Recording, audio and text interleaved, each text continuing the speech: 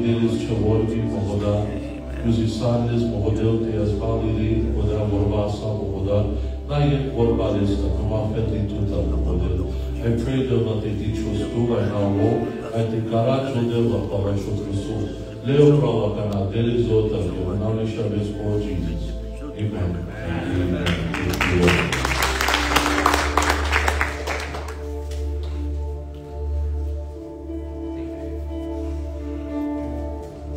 That the presence of the Lord is in this place. Amen.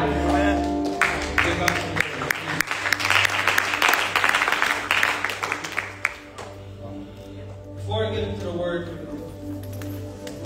Pastor told me I have 10 minutes. So to be obedient to the pastor, I'm going to start my timer. Today, I want to talk about one of our favorite people in the Bible. Come on. About King David. You see, King David was the apple of God's eye. He was a man after God's own heart, and he was a real-life superhero. He slayed Goliath with a small stone. Goliath, who a whole entire army was afraid of. I love King David. It's actually in my daily reading. So, before I can even get to talk about David, I want to talk about his predecessor a little bit. I want to talk about the king before him, King Saul. And you see, King Saul was humble before the Lord, and he did everything good, and everything went great. No. King Saul had a problem. King Saul had a problem of wanting to please the people. He had a problem of pointing the finger, and he disobeyed God. Come on. And when he disobeyed God the first time, he said the people got nervous. They got nervous, so I went and I did the sacrifice, Samuel. And then the second time, well, the people thought it would be a good idea if we got all the best cattle and we sacrificed them to God. He spun it to even make it look good. Right? And there's a key difference between David and Saul. You see, I'm going to get ahead of myself for a little bit. Come on. But, Holy Spirit, have your way. Have your way. David, when people came against him, when people cursed him, when he was on the run and fleeing, and his men said, let's kill them, let's attack them, for they're talking bad about our king. David said, it's not for us to do. It's not our job to handle them. Put them in God's hands. And put me in God's hands. If I've done anything wrong, let the Lord deal with me. You see, Saul just kept trying to kick it under the rug. And he pointed the finger. And he said, it was that guy. And it was that guy. But David said, Lord, you judge me. Today, I feel strongly the Holy Spirit saying that maybe we want to judge the people that wrong us. Maybe we want to get our vengeance, our revenge, and we want to stick up for ourselves. But it's not our job. It's God's job. That's good. Amen? Amen.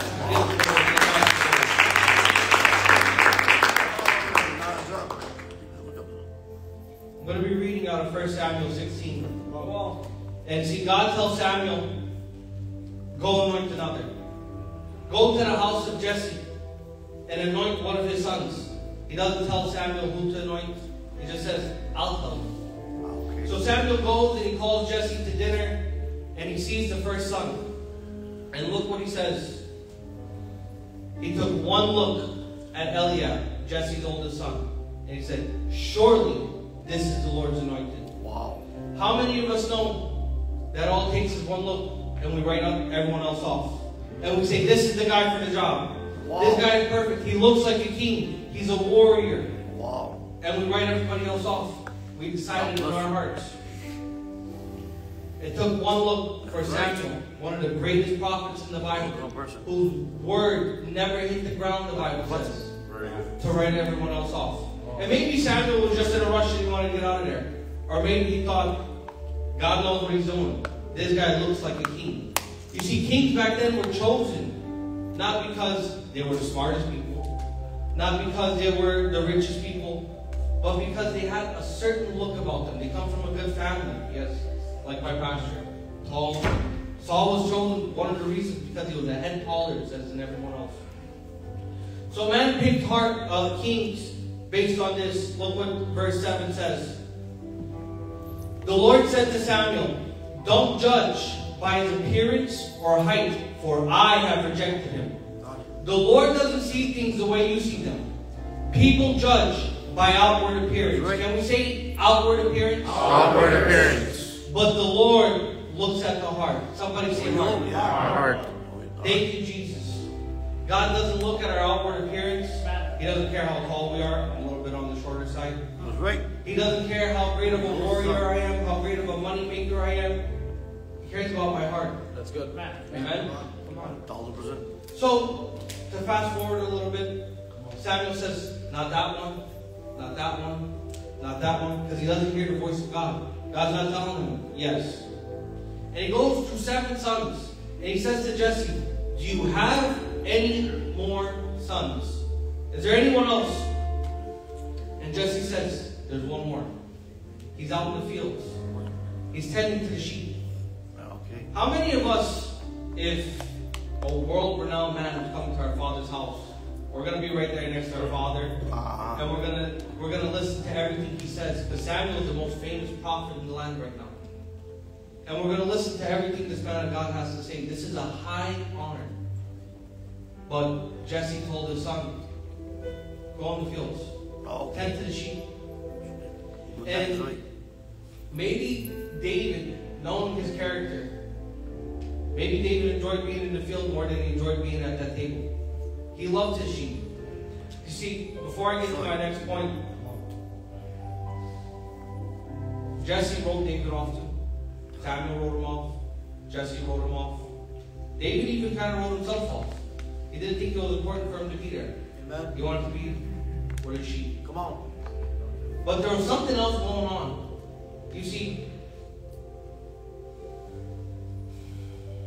Come on.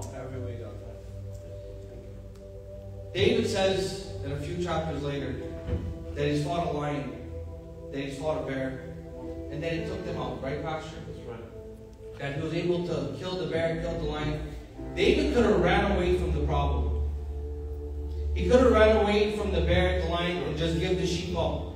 But God was doing something. You see, before you get anointed, God's going to put you through some battles. God's going to test your character. He's going to see who you really are.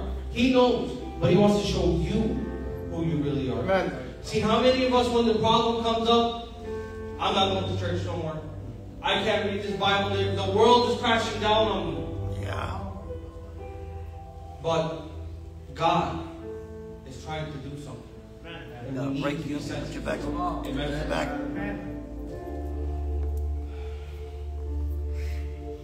So Jesse sends for his son. And it says he was dark and handsome. And the Lord told Samuel, this is the one. Very good. This is the one that I want you to anoint. Get the oil. Anoint him. So they go, they anoint him. And all the people that wrote off David, his brothers, his father, even Samuel, God anoints him in front of them. Right? All these people that said, there's better people. There's someone better to do it. There's someone more educated. There's someone that's a better warrior. There's someone that's stronger. There's someone that has more of the look of a king. This is a young boy. He's 12 years old. Wow. But God anointed him in front of all the people who wrote him off. I want to tell you guys a quick story. My whole life, I grew up in church, and I was always amazed that God would speak to these pastors.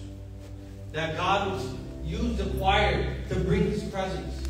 It always amazed me to see how God could just use these men. And they had to be special. They were special men to me because I'm not special. I'm not capable of getting a word from the Lord. I'm not capable of worshiping and bringing the presence of God. And I've always wanted to serve, but I never thought I'm not worthy. I'm not worthy to serve. Wow.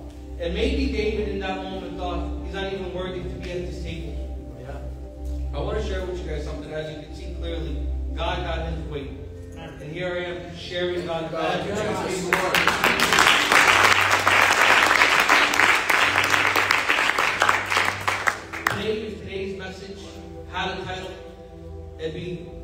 requirements to serve. And David might have not met warrior, tall, ready, smart. They don't know him. Samuel doesn't know him. Come on. But David met one requirement. Come on. The most important requirement. You see, the Bible tells us that David was a man after God's own heart. That's right. So the most important requirement was that David loved the Lord. And time again, he says, when Saul is chasing him, and he's in the caves, and he has 2 opportunities to kill him, he says, I won't touch God's anointed.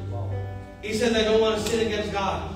I don't want my hand to be the one that does this. God will deliver me. He never took the opportunity to advance himself, but he waited for God to do it. That's my timer. So the last thing, and I'm done. God made a very, very beautiful promise to David. He said the throne will never leave your family. And David was grateful. He thanked God so much. He said, God, you've done so much for me. You don't have to do this. And David was blessed just to see the promise, just to hear it from God. Amen. But can I tell you guys something? Come on. How much more blessed are we to see that promise come to fruition? Because you see, that promise was talking about Jesus Christ. And He's the greatest. He's the greatest. He's the all. He's the good shepherd who will lay down his life for his sheep. God bless you all. Amen.